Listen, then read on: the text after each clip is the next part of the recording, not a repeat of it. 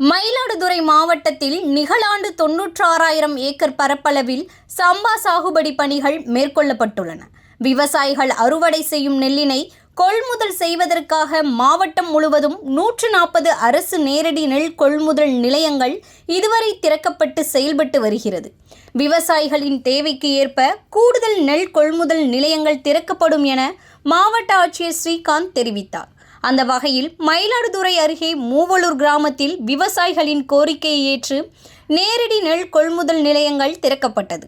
முதல் நிலை மேலாளர் தர கட்டுப்பாட்டு செந்தில் தலைமை வகித்து நேரடி நெல் கொள்முதல் நிலையங்களை திறந்து வைத்து கொள்முதலை பார்வையிட்டார். இதில் நுகர்வோர் வாணிப கழக அதிகாரிகள் மற்றும் முன்னோடி விவசாயிகள் மூவலூர் மூர்த்தி உள்ளிட்ட விவசாயிகள் பலர் கலந்து கொண்டனர்.